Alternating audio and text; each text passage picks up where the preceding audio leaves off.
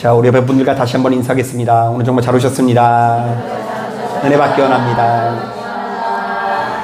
예, 감사합니다. 바쁜 일상 가운데도 주님께서 허락하시는 이 평안과 기쁨을 사모하는 마음을 가지고 이 자리에 나오신 여러분들을 주님의 이름으로 환영합니다. 여러분 어때요? 오늘은 제가 목소리가 좀 낮은 것 같나요? 예. 안 그래도 이제 지난 3일간 좋다는 거 다 먹으면서 푹푹 잠도 자고 막 그래가지고 억지로 막 낫게 하려고 했는데요. 사모님이 막 압박을 주더라고요. 다음 주 주일도 목소리 안 나면 당신 큰일이라고. 어떻게든 나라고 해가지고 나으려고 노력했는데 완전히 이렇게 다 낫지는 않았지만 여러분 불편한 힘이 없었으면 좋겠고요.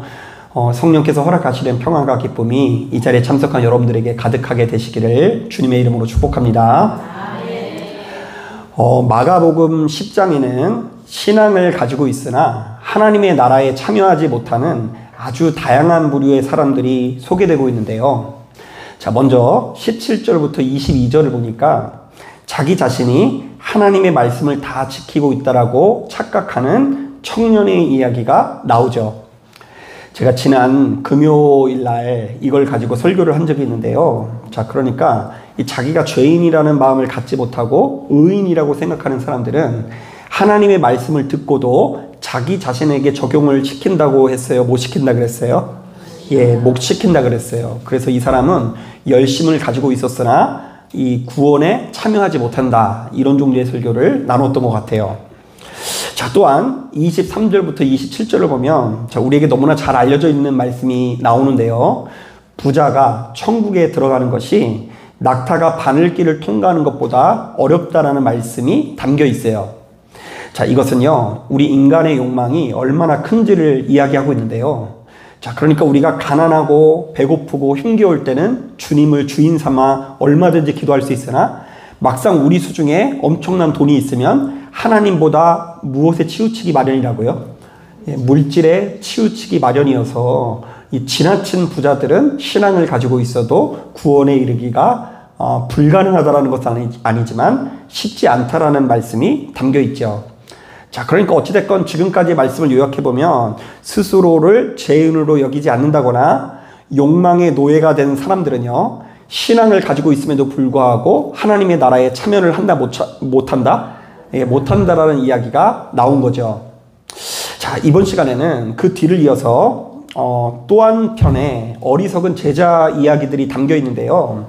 자, 야고보와 요한은 우리 주님과 친밀히 교제하면서도 주님의 뜻을 제대로 헤아리지 못하고 너무나 어처구니 없는 요구를 쏟아내고 있어요.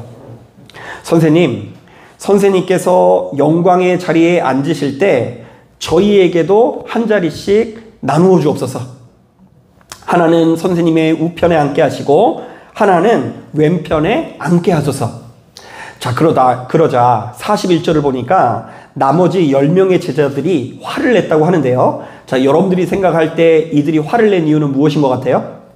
자, 아주 간단합니다. 지들도 높은 자리에 앉고 싶은데 야고보와 요한이 그것을 가로채서 선점한 것 같으니까 화를 버럭 냈다라는 이야기예요. 자, 그런데 주님께서는 바로 이렇듯 예수의 이름으로 서로 더 높은 자리에 오르려고 안달이나 있는 제자들에게 너무 의미심장한 이야기를 하시는데요. 자, 먼저 우리 다 같이 42절 말씀 천천히 한번 읽어보겠습니다. 42절 시작. 예수께서 불러다가 이르시되 이방인의 집권자들이 그들을 임의로 주관하고 그 고관들이 그들에게 권세를 뿌리는 줄을 너희가 알거니와. 자, 말씀을 보니까 이방인들의 통치자들은 자신이 가진 힘을 이용해서 백성들을 강제로 지배하고 권력으로 내리 찍는다고 하죠. 자, 그러니까 바로 이런 세계에서 살아남기 위해서는 우리도 역시 힘을 가져야 될 것 같아요. 자, 왜냐하면 이 세상은 약육강식의 세계로서 약한 자의 고기는 언제나 강한 자가 먹을 수밖에 없기 때문입니다. 자, 그런데 바로 이러한 세상 풍토 가운데 예수 믿는 우리들은 전혀 다른 삶의 방식을 가져야 된다고 하는데요. 자, 우리 다 같이 43절부터 45절 말씀 우리 천천히 한번 읽어보도록 하겠습니다. 시작. 너희 중에는 그렇지 않을지니 너희 중에 누구든지 크고자 하는 자는 너희를 섬기는 자가 되고 너희 중에 모든 사람의 종이 되어야 하리라. 인자가 온 것은 섬김을 받으려 함이 아니라 도리어 섬기려 하고 자기 목숨을 많은 사람의 대속물로 주려 함이니라. 자, 예수 믿는 우리들은 어떻게든 더 높은 자리로 올라가려고 하는 욕망을 내려놓고 도리어 낮은 자리로 흐를 수 있어야 된다고 하는데요. 자, 이른바 크고자 하는 자는 어떻게 해야 되고요? 섬기는 자가 되어야 하고, 으뜸이 재고자 하는 자는 또 어떤 사람이 되어야 한다고요? 종이 되어야 한다라고 말씀하십니다. 심지어 이 땅에 오신 예수님께서도 이 땅에서 대우받고 인정받기 위해서 오신 것이 아니라 무수히 많은 사람들을 위해서 대신 죽으시기 위해서 오셨다고 하는데요. 자, 예수 믿는 우리들이 바로 이것을 깨닫고 우리도 역시 십자가의 사역에 동참하게 될 때에 비로소 하나님의 나라에 들어갈 수 있다라고 말씀하십니다. 자, 바로 이런 점에서 예수 믿는 우리들은요, 수시로 기도하면서 어떤 응답을 받아야 되냐면요. 자, 우리가 수시로 기도하는 가운데 욕망의 충족을 경험하는 것이 아니라 욕망의 비움을 경험해야 되는데요. 이른바 내가 예수의 이름으로 이 세상에서 얼마나 잘 나가고 인정받고 얼마나 높은 자리에 서느냐보다 내가 예수의 이름으로 얼마나 더 비우고 사는지, 내가 얼마나 참고 인내하고 살며 내가 얼마나 희생할 수 있는가의 문제가 훨씬 더 중요하다라는 이야기를 하는 거예요. 한번 따라 보겠습니다. 기도의 응답은 비어짐으로 완성이 된다. 여러분, 기도 응답 받고 싶으세요?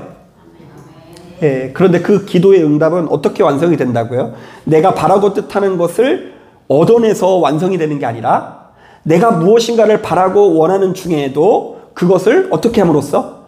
비워짐으로써. 이제 나의 뜻이 누구의 뜻으로 바뀜으로써요? 하나님의 뜻으로 바뀜으로써 이 모든 기도의 사역이 완성이 된다는 의미예요. 사실 저는 아주 어려서부터 아주 유별난 분위기에서 신앙생활을 시작했지만 예수의 이름으로 비워져야 한다, 낮은 곳으로 흘러야 된다는 이야기를 별로 들어본 기억이 없어요. 그런데 이게 왜 그런가 하면은 안 들어본 건 아닐 텐데 어떤 면에서는 듣기는 들어도 이것이 별로 중요치 않게 생각했던 것 같은데요. 왜냐하면 저의 심령에는 그보다 훨씬 더 매력 있는 메시지가 자리 잡고 있었기 때문입니다. 자, 당시에 제가 좋아했던 말씀이 어떤 말씀인지 아세요? 구하라, 그리하면 너희에게 주실 것이요. 찾으라, 그리하면 찾아낼 것이요. 문을 두드리라, 그리하면 너희에게 열릴 것이라. 여러분, 이런 말씀 참 매력 있지 않아요? 그리고 더 좋아하는 말씀 제가 들려드릴까요? 너는 내게 부르짖으라, 내가 내게 응답하겠고 내가 알지 못하는 크고 은밀한 일을 내게 보이리라. 자, 이런 말씀을 너무 이렇게 귀하게 여긴 나머지, 야, 나는 기도하면 분명히 이루어지는 목사다, 나는 남들보다 훨씬 더 특별함을 가지고 있으니 나의 특별함을 주변의 많은 사람들에게 증명해야 된다라는 욕구로 가득 차 있었어요. 늘상, 야, 나는 최고의 사람이다, 기도의 사람이다, 남들보다 탁월한 권세와 능력이 있다는 것을 나타내 보이라. 자, 그래서 이러한 신앙관이 어찌나 강한지 오늘 말씀을 준비하다가 문득 그동안 잊고 있었던 부끄러운 기억이 하나 생각이 났어요. 이렇게 잊고 있었던 기억이 나는 것은 하나님께서 말씀하라고 하는 것 같아서 이렇게 제가 언급을 드리자면, 제가 이제 고등학교 시절에 저랑 굉장히 친하게 지내던 친구가 하나 있었거든요. 친구가 이제 5명이 더 있어서 6명이 똘똘 뭉쳐 다녔는데 그 중에 유별나게 친한 친구.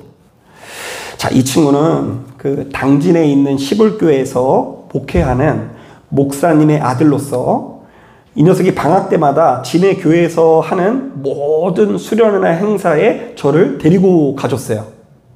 저는 웃긴 게 뭐냐면 저희 교회는 안 나가는데 저희 교회는 안 나가는데 얘가 하도 이렇게 오라고 하니까, 왜냐면 얘는 이제 저랑 이제 당진에 있는 읍내 독서실에서 같이 자취 생활을 했거든요. 제가 살고 있는 동네는 시골이어서 이 고등학교가 이렇게 야간 자율학습이 끝나고 통학하기가 쉽지가 않았어요. 그래가지고 이제 읍내에서 다 자취를 해야 됐는데 그 독서실이라고 밥만 주는 그런 독서실에서 이렇게 그 한 3, 40명이 같이 한 방에서 자고 이렇게 생활을 했던 거예요. 어차피 이제 잠만 자는 곳이니까 이제 그곳에서 생활을 했는데 거기에 이제 추억이 참 많아요. 그 바퀴벌레가 얼마나 많은지. 제가 먹기 전에 밥을 이 바퀴벌레가 먹을 때가 바퀴벌레가 먼저 먹고 있어요. 그래서 이제 그 독서실에서는 못 먹고 같이 잠만 자는데 그런 친구가 3년 동안 저랑 동역하니까 얼마나 친하겠습니까? 어떻게 보면 부모님보다 함께하는 시간이 더 많은 거예요. 그런데 이 친구가 방학 때마다 지내 교회에 가는 수련회에 항상 저를 데려가니까 이렇게 횟수로 이렇게 이 시간들이 쌓여지면서 그 집 식구들이랑 저랑 굉장히 친한 사이가 됐어요. 그 친구의 누나가 저의 누나가 되고 그 친구의 형이 저의 형이 되고 그래도 결정적인 순간에는 자기 동생 편을 들더라고요. 근데 어찌됐건 굉장히 친해 보이는 그런 관계를 맺게 된 거죠. 자, 그런데 하루는 이 대학교를 다니던 그 친구의 누나가 열심히 이제 수련회를 참석하고 있는 저에게 고민을 털어놓은 적이 있어요. 자신의 아버지가 사역하는 교회가 워낙에 시골에 있다 보니까 기존 멤버들은 갈수록 나이가 들어갈 뿐만이 아니라 교세가 점점 더 약해져서 고민이라는 것입니다. 자, 그런데 제가 그 이야기를 듣고 뭐라고 했는 줄 아세요? 이 철없는 고등학생. 그때 제가 그거 다 기도가 부족해서 그랬다 그랬어요. 기도가 부족해서 사람이 안 느는 거라고. 자, 믿는 자에게는 능치 못함이 없으니 목사님부터 무릎 꿇고 기도하면 반드시 하나님께서 응답하실 거라고 이렇게 이야기하면서 이제 와서 생각해보면 진짜 그 쥐구멍이라도 있으면 들어가고 싶은데 그 목사님은 이미 아무도 가지 않는 농촌 교회에 가서 정말로 헌신하는 중이신데 저는 저의 작은 안목으로 이렇게 훌륭한 목사님을 마치 기도가 부족한 목사님, 믿음이 부족한 목사님 취급을 한 거예요. 그러면서 성도가 늘기 위해서 뭐 해보라고요? 아니, 고등학생이 뭘 한다고. 그 중고등부 학교밖에 안 되는 애가 당돌하게 그 누나한테 그렇게 이야기했더니 어쩐지 그 누나가 그 뒤로부터 말을 저한테 안 걸더라고요. 그래서 제가 이제 훗날 이게 목회를 한참 하다가 잊고 있었던 이 기억이 생각나서 하나님께 진짜 이것을 정말로 처절하게 회개했던 기억이 납니다. 그런데 회개하면 뭐예요? 그때로 돌아갈 수가 없는데, 주워 담을 수가 없는데, 근데 아직도 그것에 대한 좀 안타까운 마음, 그 집 식구들은 다 잊고 있는데 저만 미안한 마음을 가지고 있어요. 자, 뿐만 아닙니다. 냉정하게 말하면 저는 그 이후로도 강한 확신을 가지고 매번 더 크고 놀라운 표적이 나타나기를 고대했던 기억이 나는데요. 예를 들면 내가 예수를 제대로 믿는 사람이니 내가 맡고 있는 부서는 항상 크게 성장해야 되고 내가 맡기 전보다 훨씬 더 뜨거운 예배를 드려야 된다라는 강박이 있어서 이제 와서 생각해보면 이 정말로 나와 함께하는 이 성도님들을 사랑하기보다 되게 많이 닥달했던 것 같고요. 오늘 예를 들면 뭐 오늘 이렇게 예배 드리다가 할렐루야 했는데 아멘 소리가 작으면 막 성질부터 나는 거예요. 왜 이렇게 안 따라와 주는지 모르겠다. 그러면서 타인의 눈을 얼마나 의식했는지 모릅니다. 이른바 누군가에게 인정받는 목회자, 누군가에게 환호받는 목회자가 되기 위해서 그야말로 사력을 다했다라는 것이죠. 열심을 내긴 했는데 그 열심이 내가 높아지는 것, 내가 세상에서 주목받는 것, 내가 세상에서 주인공 되는 일에 정말로 혈안이 되어 있었다라는 생각이 듭니다. 왜냐하면 당시만 하더라도 저는 예수 믿는 우리들에게 주어진 가장 큰 영광이 이런 것이라고 생각을 했기 때문이에요.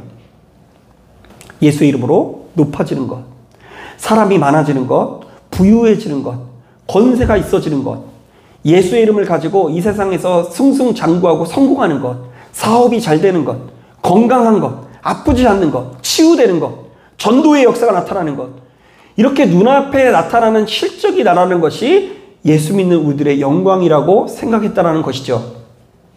자, 그런데 거듭해서 말하지만 성경이 제시하는 영광은 사실은 전혀 다른 의미가 있는데요. 요한복음 12장을 보니까 그저께 새벽 예배 때 본 말씀인데요. 12장을 보니까 이런 말씀이 있습니다.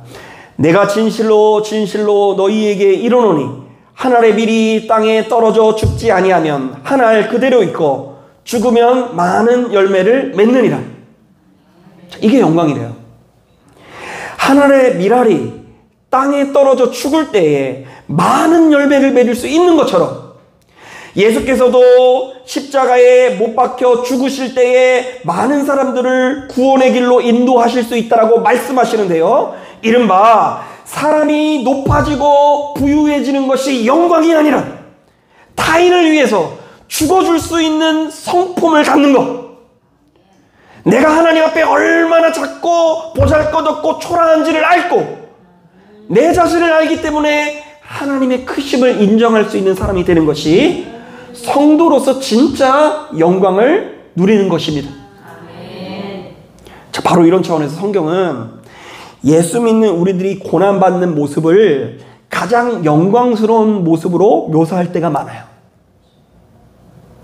오히려 이 세상에서 잘 나가는 때에 영광스럽다고 이야기하는 게 아니라 고난당할 때, 육신이 아플 때, 우리의 살림살이가 좋아지지 않고 자꾸만 어려워질 때, 그 어디에도 머리둘 곳 없이 주님의 이름을 부르는 것 외에는 아무것도 할 수 없을 때, 바로 그 상태를 하나님께서 가장 영광스러운 상태라고 지켜 세우시더라고요.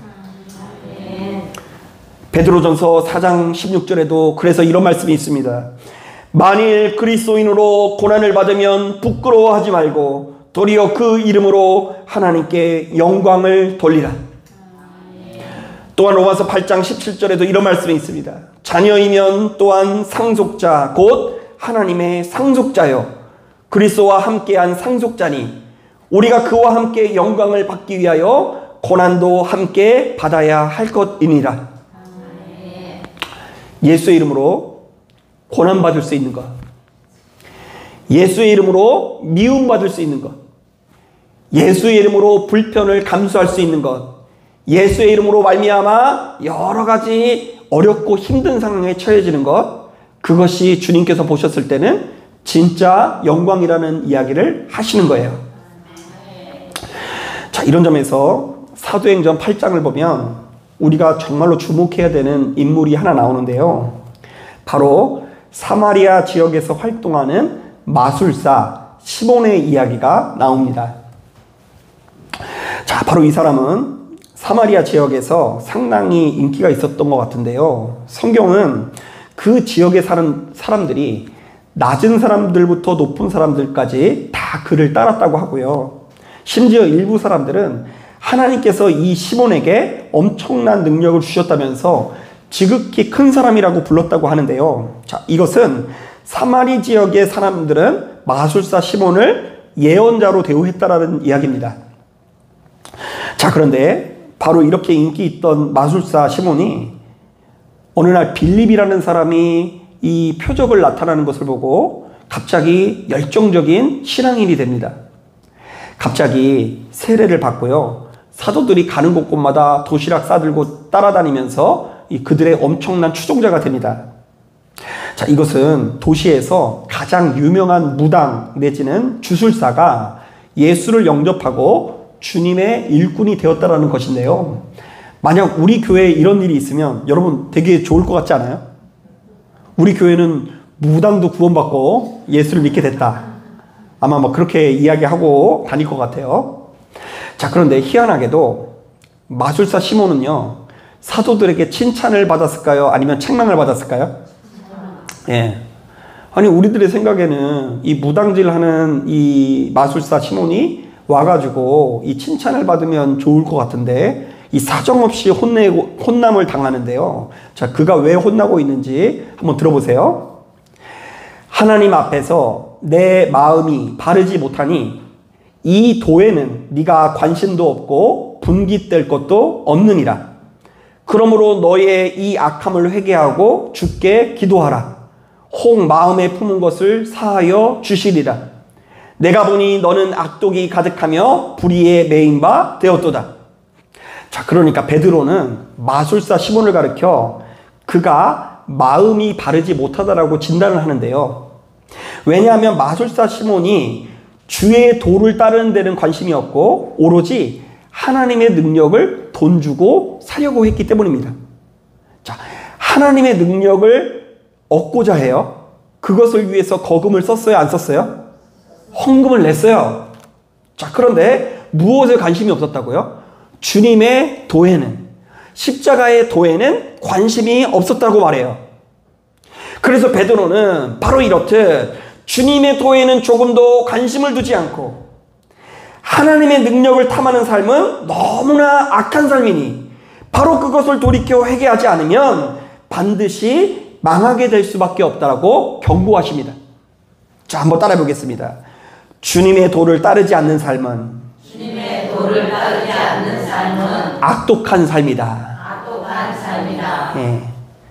헌금을 했고 세례를 받았고 사도들이 가는 곳마다 쫓아다니고 있고 심지어 큰 능력을 받고자 소망하는 마음이 있어도 무엇에 대한 마음이 없으면요, 주님의 도에 대한 마음이 없으면 악독한 삶을 살 수밖에 없다는 거예요. 자, 그런데 우리는 언제나 주님의 도보다 표적을 크게 여깁니다. 십자가는 별거 아닌 것으로 여기고 그 십자가에 달리신 예수께서 행하신 표적에만 관심을 보인다는 것입니다. 자, 저는 목회를 하면 할수록 바로 이것에 대한 정립이 더더욱 분명해지는데요. 여러분, 우리가 예수 믿고 구원받기 위해서는 반드시 주님의 도를 붙들어야 합니다. 이것은 바꿔 말하면 예수 믿는 우리들이 아무리 큰 표적을 목격하고 엄청난 기적을 경험했다고 하더라도 주님의 도를 가슴에 새기고 그것을 가까이 하지 않으면 십자가의 도를 붙들면서도 그것의 지도를 받지 않는다고 한다면 결단코 생명 있는 삶을 살아갈 수 없다라는 이야기입니다. 자, 여러분, 어떤 경우에도 표적은 우리 인간을 구원으로 인도할 수 없고 오로지 십자가의 도만이 우리를 생명으로 이끌 수 있다는 것이 분명한데요. 오늘 우리가 읽은 본문은 바로 이런 차원에서 겸손의 도를 소개하고 있습니다. 이른바 예수 믿는 우리들은 어떻게든 더 높은 자리로 올라가려는 욕망을 내려놓고 도리어 더 낮은 자리로 흘러갈 수 있어야 하고요.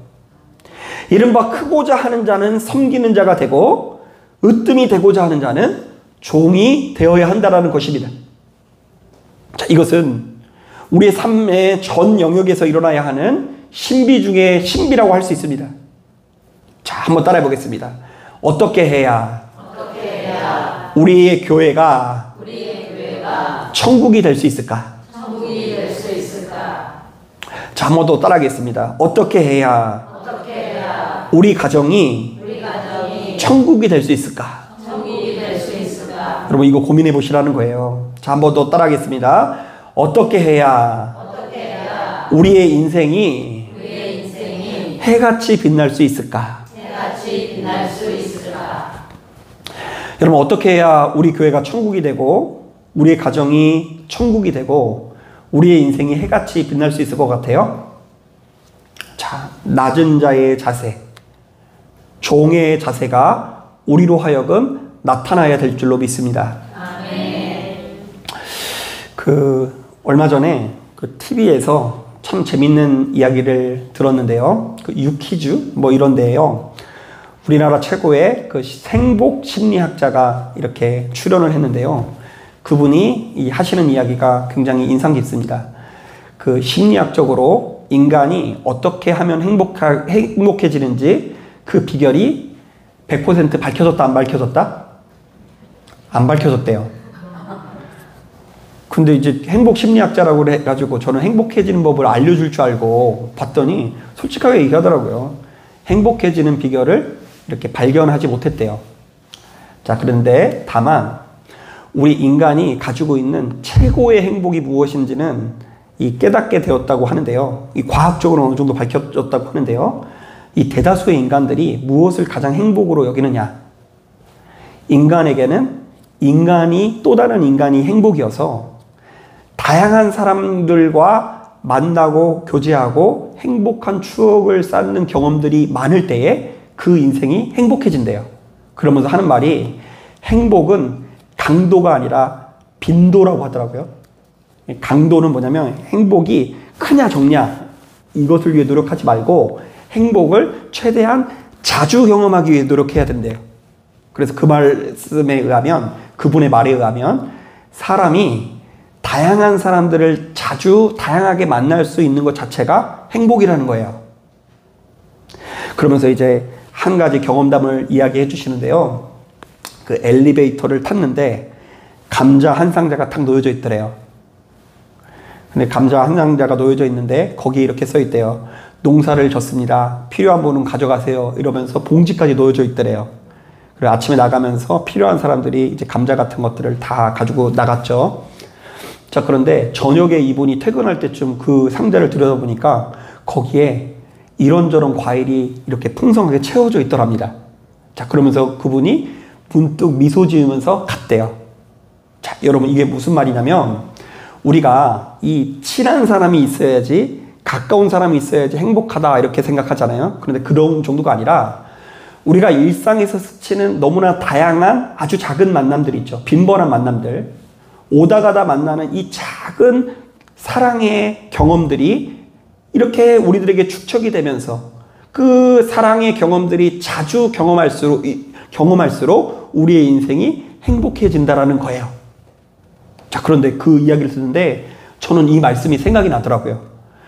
여러분 가만히 보면 이미 세상에서 내가 이 최고의 선지자야.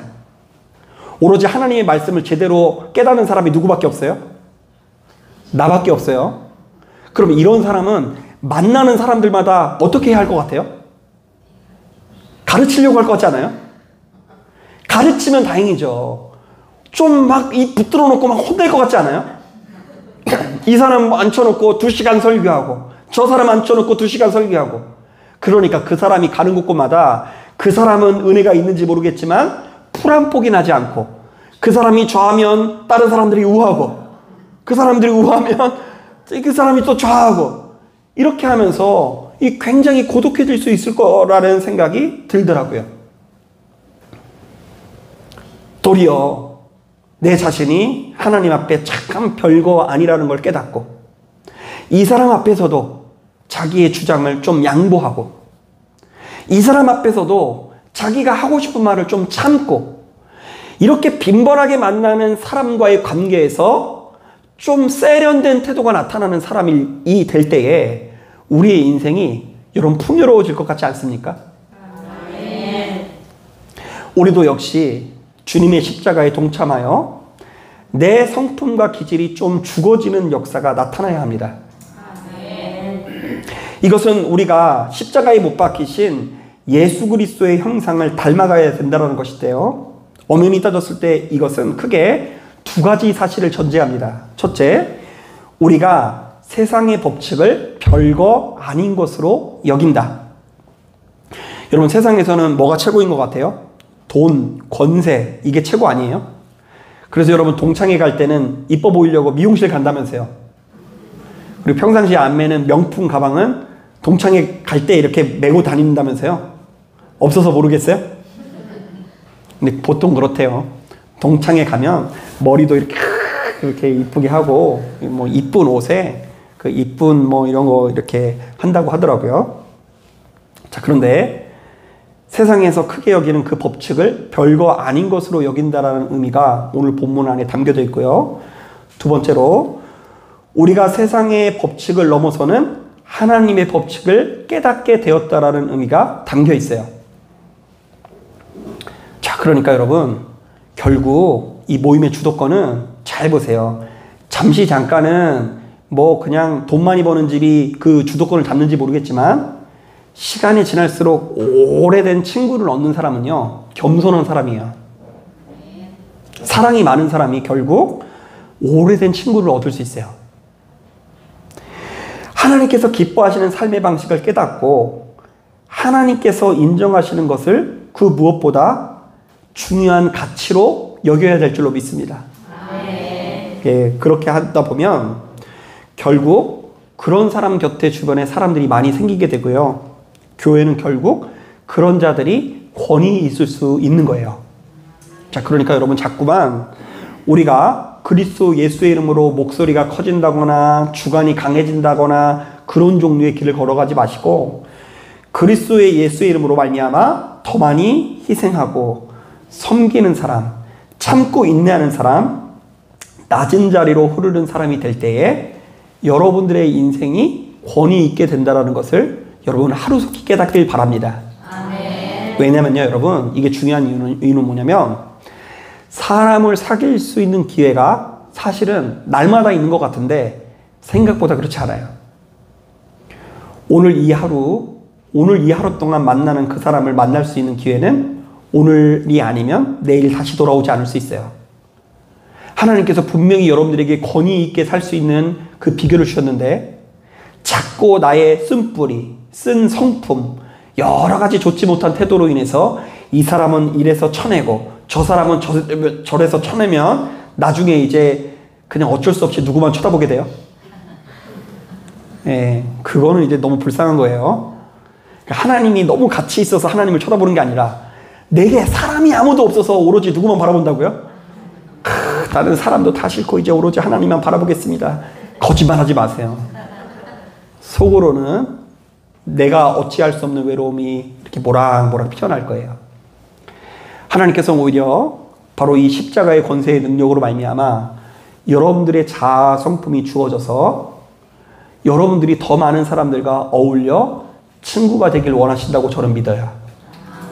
가깝게는 나 혼자서만 그냥 교회에 와서 그냥 예배만 드리는 게 아니라 이 함께 예배를 드리는 성도님들끼리 사실은 좋은 친구가 되어야 돼요. 좋은 친구가 될 수 있는 기회를 주신 거예요, 지금.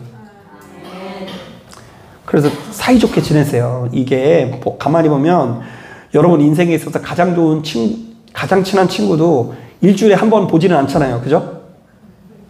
저도 엄청 친한 친구 1년에 한 번 봐요. 근데 뭐 어떤 면에서는요, 지금 저의 인생에 있어서 가장 자주 만나는 사람이 저는 우리 김경수 권사님 같아요. 저희 일주일에 몇 번 만나는 것 같아요. 숨길 수가 없어, 서로. 한 명만 딱 보면 이제 저분이 좀 몸이 아프시구나. 다 알아요, 다 알아. 내가 원하든 원하지 않든 간에 한 교회를 다닌다는 건 굉장히 좋은 친구가 된다는 거예요. 그리고 이 교회에서뿐만이 아니라 적어도 이전에는 가는 곳곳마다 싸움닭이 돼서 이 사람은 저래서 저 사람은 저래서 쳐냈던 내가 다듬어져서 이게 서서히 이 파도 같은 하나님의 은혜로 이 모진 돌이 다듬어져서 둥글둥글해서 저 사람 되게 이상하다라는 소리는 어디 가서 안 들어야 돼요, 여러분. 아, 우리 엄마 참 이상한 것 같아. 우리 엄마 진짜 왜 저러나 몰라. 엄마 교회나 나가.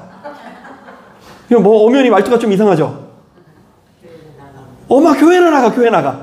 나는 상대하기 싫으니 엄마는 교회나 나가. 이게 아니라 어딜 가든 간에 정말로 지혜 있다라는 거 인정받고 권세 있는 자로서 높임을 받기 위해서는 사실 오늘 본문에 나와 있는 말씀이 정말로 중요한 지혜가 담긴 말씀이에요.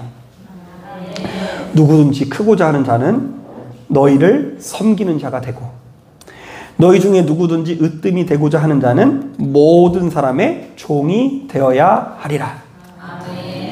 여러분 똑똑하거나 지혜롭거나 부유하거나 높은 지위를 가지고 있는 것보다 이것이 더 중요합니다. 바로 이것을 깨닫고 시간이 지나면 지날수록 주변의 많은 사람들 앞에 더 아낌없이 사랑받는 자가 되어지시기를 주님의 이름으로 축복합니다. 자, 기도하겠습니다.